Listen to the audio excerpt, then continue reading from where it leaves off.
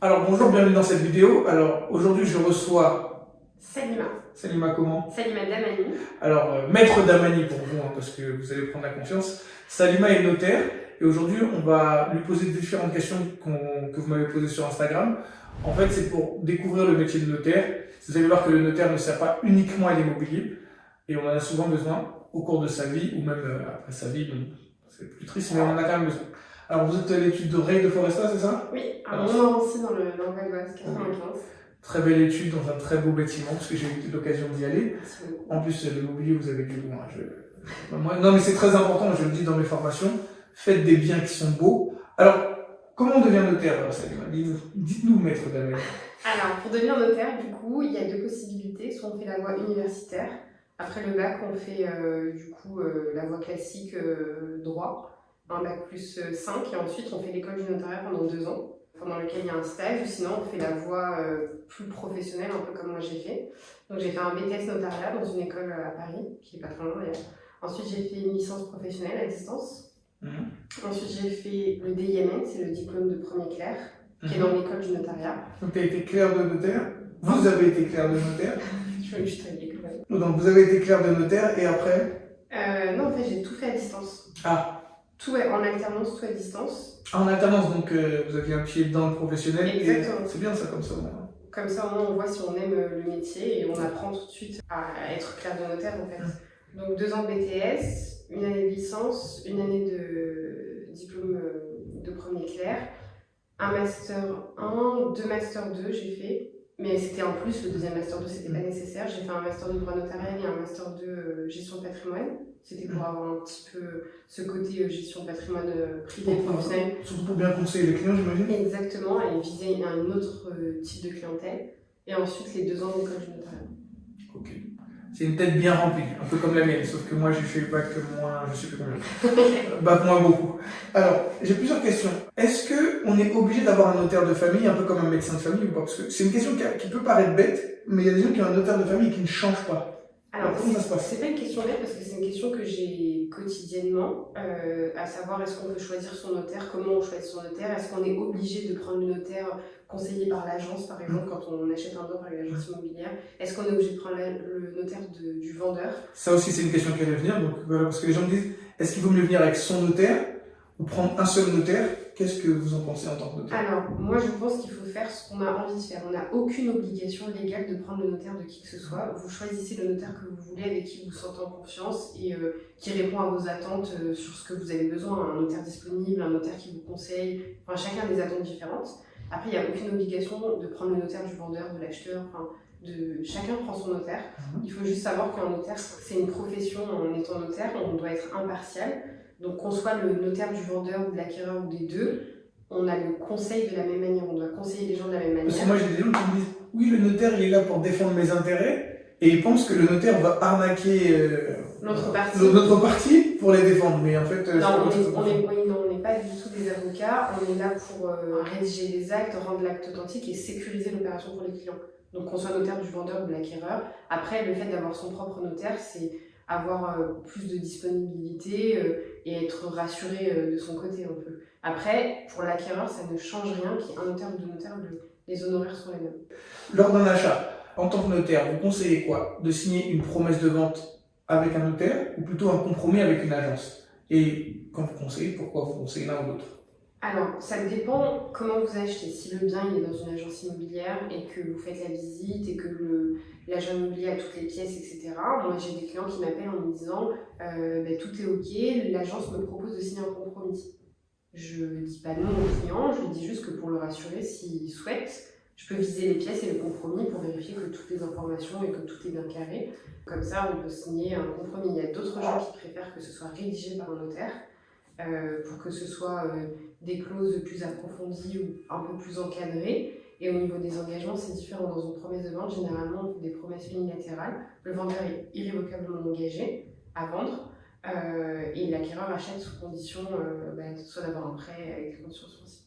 Je crois qu'elle a suivi notre formation, parce qu'on a un module où on parle de ça, et je crois qu'elle a appris ça chez nous en fait. C'est exactement ça. Ou peut-être que c'est l'inverse, je ne sais pas. Il y a aussi des gens qui me posent des questions. Alors moi, je suis originaire des Antilles. Et aux Antilles, on a un vrai problème de cadastre. Par rapport au terrain, oui, je sais que tu as eu une affaire. Plusieurs, oui, c'est compliqué les Antilles. Oui, par rapport. Dis pas ça parce qu'après, nous laissons. C'est très beau les Antilles, mais sur le cadastre, c'est En fait, ce qu'il y a, c'est qu'il y a des terrains de famille et les gens construisent des maisons sur des terrains de famille, on ne sait pas vraiment à qui est le terrain. Il y a même ça dans ma famille, hein. Mon grand-père est décédé il y a des années. Je ne sais même pas s'il était vraiment propriétaire. Et puis j'ai des tantes qui ne sont pas ses filles, mais les filles de ses sœurs qui ont déjà construit sur le terrain. Et après, on essaye de vendre la maison, c'est bien compliqué en fait. Exactement. Alors, justement, je veux savoir comment un notaire justement peut se dépatouiller dans ces histoires-là. Qu'est-ce que les gens ont besoin de faire vraiment pour pouvoir mettre les choses au clair? Parce que c'est une question qu'on me pose beaucoup par rapport à ça. Alors, il y a deux possibilités. Soit on fait des recherches au niveau des hypothèques pour essayer de retrouver les titres de propriété, on vérifie qui a été propriétaire, s'il y a des actes publiés, ce qui nous permet de retracer au moins sur 30 ans les propriétés. Si les gens n'ont rien fait, il y a quelque chose qui peut se solutionner, mais c'est assez lourd et on ne fait pas ça tous les jours. C'est la prescription acquisitive. C'est un acte qui permet de rendre les gens propriétaires s'il y a une occupation paisible, non équivoque et publique pendant au moins 30 ans. Donc c'est comme si tu restes sur un terrain pendant 30 ans, tu vis, etc. Personne n'a revendiqué la propriété de ce bien pendant 30 ans. Tu payes tes impôts, tout le monde pense public, c'est-à-dire que tes voisins, tout le monde pense que tu es propriétaire et que tu vis comme le propriétaire de ce bien-là. Et du coup, on fait un acte qui dit que du coup, tu es devenu propriétaire, mais ça, c'est à la condition qu'on retrouve personne en fait. D'accord. Bon bah voilà, comme ça, certains qui avaient, parce que c'est une question qu'on m'avait beaucoup posée, vous avez la réponse. Sinon, contactez l'étude REIT de Foresta. Je suis pas sûr que ces affaires-là les intéressent bien spécialement, mais en tout cas, vous savez qu'ils savent faire. Autre chose, on m'avait demandé justement toujours sur ce sujet-là, c'est lors des décès. Comment ça se passe? Parce que peu de gens rédigent des testaments. Comment ça se passe au niveau testamentaire chez les notaires? Parce que vous ne faites pas que, parce qu'on pense que le notaire fait que des ventes d'appartements et de maisons. Pas du tout. Je ne sais pas si c'est la majorité de votre... Non, on fait, en fait, généralement, un client, on peut le voir à différentes étapes de sa vie. Au début de sa vie, quand il se paxe ou qu'il se marie, pour un contrat de mariage, pour un contrat de paxe. On va en parler. Voilà, donc ensuite, on suit le client, on évolue en même temps que lui, en fait. Ensuite, généralement, les gens achètent, le premier achat, ensuite ils investissent, et ensuite ils pensent à organiser la transmission ou leur décès. Quand c'est pas quand on va mourir qu'on fait un testament, c'est quand on est encore en bonne santé, parce qu'on a encore toute sa tête et voilà. Donc je pense qu'on n'est jamais trop jeune pour le faire. En plus, d'après ce que j'ai compris, c'est pas super cher. Non, ça dépend de ce que vous mettez dedans. Sur le testament et les dispositions testamentaires, il faut vraiment prendre un rendez-vous pour voir ce que le client envisage en fait. D'accord. Donc, je sais qu'il y a deux types de testaments. Est-ce que vous pouvez nous les rappeler? Alors, il y a le testament authentique et le testament holographe. Le testament authentique, c'est un acte qui est plus lourd que le testament holographe. Si les conditions rentrent pour que le client fasse un testament holographe, il le rédige, il nous le dépose, on l'enregistre au fichier des dernières volontés, ce qui permet que même si, la succession du client elle est ouverte à Marseille, en fait, on a tous accès, tous les notaires, à ce fichier qui nous permet de savoir où et chez quel notaire le testament a été déposé. Et par exemple, si moi j'ouvre la succession d'un client qui est décédé à Bordeaux et qui a fait enregistrer son testament à Bordeaux chez un notaire, je vais y avoir accès. Alors combien ça coûte ce type de testament-là? Mais du coup, le mieux c'est de consulter un notaire et de faire un rendez-vous pour avoir une consultation et là le notaire vous donne un coût global. Chaque notaire a ses honoraires.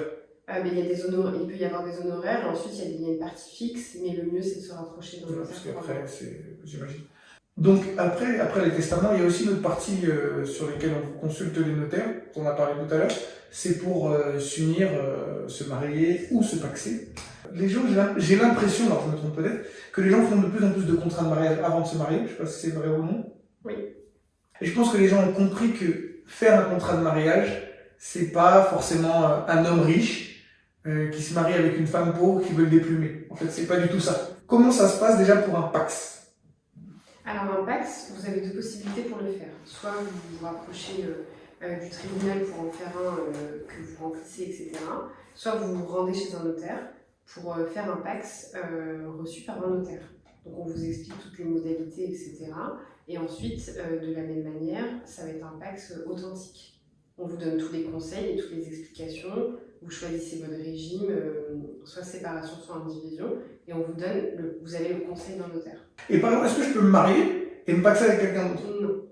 Le mariage annule le Pacs. Par exemple, vous êtes paxé avec quelqu'un, vous vous mariez avec cette personne, il n'y a pas de démarche à faire pour le Pacs. D'accord. Automatiquement, ça dissout le Pacs. C'est un pré-mariage, c'est un mini-mariage en fait. C'est un contrat, en fait. Ouais. Le Pacs, c'est un contrat. Et le mariage, le beau mariage avec la robe blanche et tout le bordel, la fête, tout ça. Quand est-ce que c'est utile de voir un notaire pour se marier et qu'est-ce que vous conseilleriez à des gens qui veulent se marier mais qui ne savent pas trop comment s'y prendre par rapport à tout ça? Alors, de manière générale, quand on a des questions sur le mariage ou de manière générale sur l'immobilier, etc., on peut prendre rendez-vous avec un notaire. Les conseils, c'est pas payant, généralement. Si c'est payant, le notaire doit vous le dire. Donc, quand on a des questions, on peut consulter un notaire. Donc, si on veut se marier et qu'on a des questions, on peut appeler un notaire pour avoir des réponses. Du coup, si on se marie et qu'on fait rien, on est marié sous le régime de la communauté. Ça veut dire que tout ce qui se passe après le mariage au niveau patrimoine, par exemple, des époux se marient, ils n'ont pas fait de contrat de mariage, ils sont sous la communauté, le régime légal. Tout ce qui rentrera dans la communauté sera commun.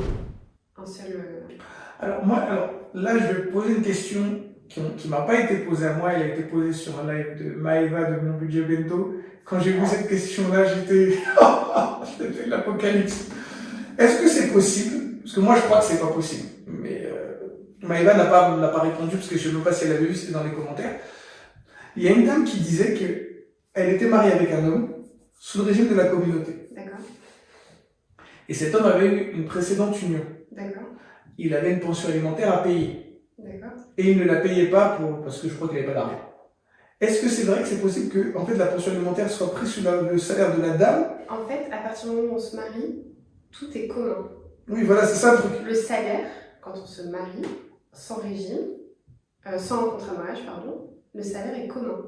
Ça veut dire que, par exemple, vous mariez, vous ne faites pas de contrat de mariage, vous avez votre salaire et votre compagne supporte les charges. Votre salaire, vous l'économisez. Vous arrivez, vous trouvez un appartement et vous l'achetez avec vos économies. Ce bien, c'est un bien commun. Parce que les salaires, c'est commun. Exactement. D'accord. Donc c'est bien possible que la pension alimentaire que le monsieur devait payer, comme il ne pouvait pas la payer, je crois que ça pouvait être pris sur le salaire de madame, puisque le salaire est commun. Il me semble que oui. Alors par exemple, je suis marié aussi, j'ai une entreprise qui fonctionne bien, et ma femme est contente et tout. Après, je perds tout. Est-ce que toutes mes dettes, tous les crédits que j'ai pris pour mon entreprise, elle aussi, elle doit les supporter par exemple? La communauté les supporte. La communauté, donc elle les supporte aussi. Ben oui, les salaires, oui. C'est pour ça qu'on conseille, quand on conseille pour les gens qui ont une profession commerciale ou libérale, etc., de faire un contrat de mariage. Et c'est ça le truc, c'est que le contrat de mariage protège l'autre personne. Oui, c'est ça. En fait, il ne faut pas avoir la vision de se dire on fait un contrat pour préparer un divorce ou une séparation. Mais moi, je pense qu'on fait un contrat aussi pour préparer un divorce et une séparation. Oui, mais du coup, l'idée première, c'est d'organiser la vie du mariage. Le but, c'est d'organiser tout ça, en fait. Après, oui, on règle aussi certaines questions de la sortie du mariage. Et il y a combien de régimes matrimoniaux différents? Alors, les généraux, la communauté légale, c'est celle qui s'applique quand on ne fait pas de contrat de mariage.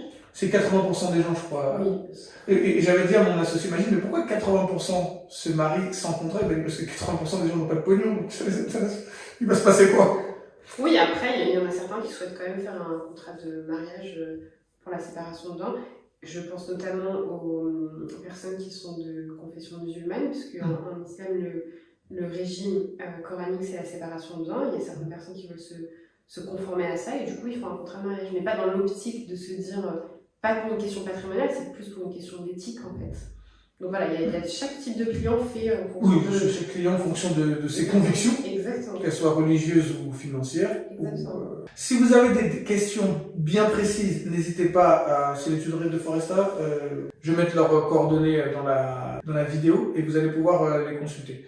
Donc, merci beaucoup Salima pour ces petites questions. Après, il y a d'autres détails et tout, on en parlera. On a fait aussi un live sur Instagram, vous pouvez aller le voir, où là, ça a duré beaucoup plus longtemps parce que les questions étaient interactives. Je vais aussi mettre sur mon Instagram, vous allez voir dans la bio, vous regardez le live avec Salima, il était très intéressant. Et je vous dis à bientôt dans la prochaine vidéo. Et n'hésitez pas à consulter le... Ah oui, t'as un Instagram aussi, Salima? Ah bah vas-y, donne ton Instagram. C'est le compte MyNotaire. My Notaire, avec un beau symbole notarié. Mais mets ta photo comme ça, les gens se reconnaîtront. Et puis on fera comme ça. Donc je vous dis merci et à bientôt dans la prochaine vidéo. Merci.